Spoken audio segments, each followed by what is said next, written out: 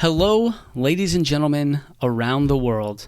To all my listeners out there, all three of you, thank you for being here. Thank you for joining me today from the bottom of my heart. I love that people listen to this, and I hope that you can gain something from it. All three of you, with two of them being my family members. But that's okay. We're getting there, y'all. We're getting there, okay? One day at a time. And what are we trying to do here? We're trying to make the world a better place, and that's what you're trying to do by listening to this. So I applaud you, and I thank you from the bottom of my heart. And you know, while you're at it, while we're here, and we got this connection, I want you to smash that subscribe button, okay? Let's get after it. But hey, y'all, here's why I am having this solo podcast today. That's a bonus episode. It's the first one I've done by myself. And I'm doing it because I stopped drinking alcohol 3 years ago, and I've had a lot of growth since then, and I wanted to share that with you. I wanted to put that out there, okay? And so these are the top 5 things that happened to me when I stopped drinking alcohol 3 years ago. Now, a quick recap of my alcohol history. I joined without a lot of coping skills, virtually none. And it led to a lot of problems and bad habits. A lot of dark times, if I'm being honest with you. And I barely made it out of my first base, and I barely made it out of my second base. But I'm here today, and I'm going to let you in on how that went. I didn't have any coping skills. I started drinking to party, drinking to have fun, and eventually it became a little bit more routine than it should have been. Not on a physical addiction level, but more of a coping skill. I couldn't deal with the stress. I couldn't deal with social interactions. I couldn't even, believe it or not, I couldn't even public speak. I would start hyperventilating. I thought I had asthma, but really it was just that huge lack of self-confidence that alcohol was able to mask. So it's been 3 years since I've had a drink of alcohol, and it's pretty much completely changed my life. I wouldn't even be having this podcast talking to you right now if I hadn't have gotten rid of that out of my life 3 years ago. How do you stop drinking, right? Well, I'll tell you the moment it clicked for me. Maybe that'll give you some insight. The moment it clicked for me was when I won my first Wing Quarterly Award, which is pretty hard to do. It was a very proud moment of mine. My wife was there. My daughter, Summer, she was a baby then, was there. This is before COVID, so the crowd was going wild. I mean, it was a cool, special moment for me. And I went out to eat that night with my wife, and I wanted a celebratory beer, right? I wanted a huge beer. She was going to drive home. I'm going to be kind of drunk, ha, ha, ha. You know the deal. You know, I go to order that beer, and I'm so happy. I mean, this is probably one of the happiest days of my life, if I'm being honest with you. I just felt on top of the world. I felt invincible, and I thought, why do I need that beer right now? I don't. I know it's not good for me. I know it's not healthy.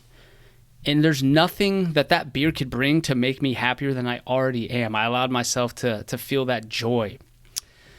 And so I decided at that moment that I didn't need it. And so it started off as a very small goal, right? Like, can I celebrate tonight without it? It started as small as that. And at that time, I was working in the base honor guard doing military funeral honors, which is a 2-year commitment. And I looked at my next goal. Can I not drink alcohol for just these 2 years? Because, there's 30 airmen. They could need my help in the middle of the night. I don't want to be intoxicated. So it would actually benefit me greatly if I could just not do it for this 2-year honor guard tour. And so for that 2 years, I didn't drink. And then when that time was over, I thought, why the hell would I start now? I've already figured out how to not have it in my life. Why would I put it back into my life now? So now it's just easy. Again, I never had a physical issue or addiction with it. So it was more psychological. And going without it for many years has forced me to find a way to live without it, to deal with life without it. And I'm going to go over the top 5 benefits that came out of this decision of mine. Benefit number 1, feeling physically better and mentally clearer. So I have struggled with my weight a little bit. I'm not overweight, obviously, but I've never been that jacked guy, right? I could never get to that level. And I'm into CrossFit and I'm into running and I'm pretty naturally competitive. So of course I strive to do my best, be my best, look my best. And I have to say, don't kid yourself, please, like I did for so many years. Don't kid yourself in thinking that you're going to be this, this chiseled Greek god who can just do any workout and crush it and play any sport. Don't think that you can have that life and drink in the same life, okay? Don't lie to yourself. Why would you diet, stay away from sugar, low carbs, eating vegetables, eating clean, and then you're going to drink a ton of beer and liquor? I'm telling you, the worlds do not align. Those goals do not align. And so just don't kid yourself, okay? Because I did for many years and I had no progress. There was an obvious answer as to why, and I just chose to ignore that truth. But it wasn't until I stopped drinking that I really started to notice my physical fitness went through the roof. I'm not the chiseled Greek god or anything like that. I've made much more realistic expectations and goals. So I'll say with running, my running greatly improved because I was able to get quality sleep and recover. And quality sleep is directly tied to cardiovascular health. There's a lot of connection there. And so once I started getting quality sleep, no hangovers ever, I'm 100% at all times, it's really easy to run and get better and see results quick. The thing that I saw the most results, though, with was definitely CrossFit style workouts, that high intensity movements, right? Like 10 minutes of just nonstop getting after it, burpees and squats and running, and that went through the roof. I remember when I was stationed in Arizona, I was in a toxic workplace there, and I had no coping skills. I didn't know how to deal with any of this stuff. And so I started drinking beer pretty frequently just to numb my brain from it all because I couldn't figure it out. At the same time, I was trying to become this like CrossFit athlete, and I was going nowhere. I mean, gassed out first round, no progress, nothing. And I just thought, I just suck at this. And it wasn't until years later when I attempted it again with this, completely sober, no alcohol anywhere near my system. And I am absolutely destroying these workouts now. For my own standards compared to my own progress, it's a night and day difference. So physically, you will go through the roof. You'll start to see those results, finally. That could be the one thing holding you back. Number 2, this is a big one, being comfortable with being uncomfortable. Being comfortable in your own skin. I have to say it's something I've struggled with for years, and I feel like drinking just delays that self-growth, right? Like instead of reading that book or facing that fear, it might just be easier to just drink that beer, and I'm not trying to make that rhyme. I'm not sure how that happened. You need to be comfortable being uncomfortable. Public speaking, social interactions. I started going to these things sober. And I'm not gonna sugarcoat it. It was hard. It was very hard. I'm looking at my phone. I'm fidgeting. I'm twitching. I'm nervous, laughing. I'm not sure what to say. I'm not sure what to do with my hands. And it was awkward. It was awkward. It was embarrassing, and it was hard. And it's just what I needed. It's exactly what I needed to be comfortable in my own skin. I was delaying that growth for so long. And once I was able to finally get comfortable in my own skin, I could finally start public speaking. I could finally start motivating people. I could finally start connecting with people, being vulnerable. So many amazing things came out with just facing those fears and allowing myself to finally be uncomfortable. I didn't die. I'm still here. I'm doing great. So get comfortable being uncomfortable. That is the path to being the best you, to feeling comfortable in your own skin. It's the most liberating, freeing feeling when you can be vulnerable, you can be truthful with yourself, you can connect with people. It's an incredible feeling. So challenge yourself. Be the DD for your friends. Go out to, celebrations and don't drink. Be that sober person. See what happens.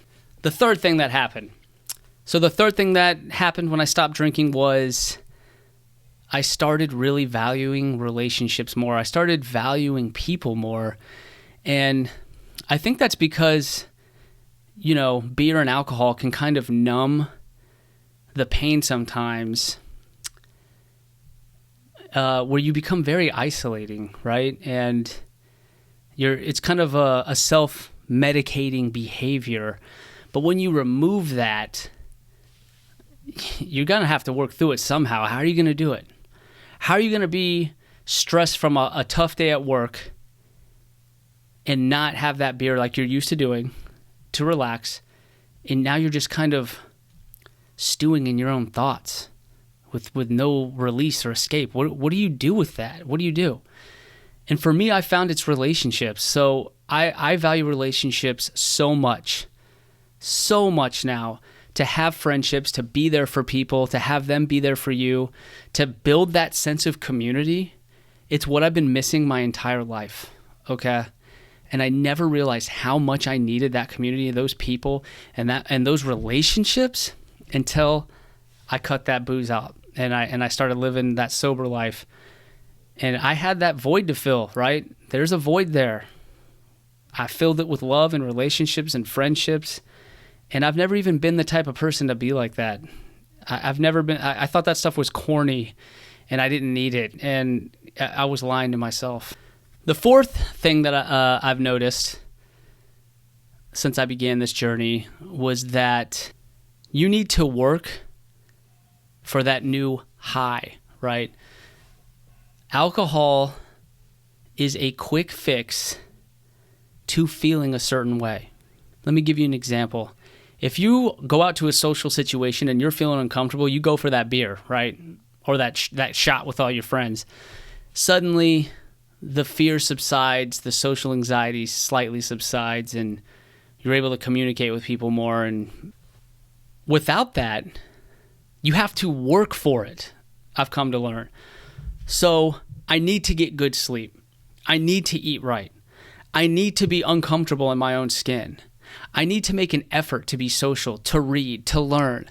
I need to put in the work, okay? There's no quick fix. The quick fix is just a pause button for things that you've been putting off. There's no quick fix. You have to earn confidence. You have to earn happiness. You have to earn that. That's what I learned. And so when you stop drinking, there's a reason that you were drinking, right? That frequently. There's a void there. And there's this energy that you've created, and it's not going to go away. You need to redirect it.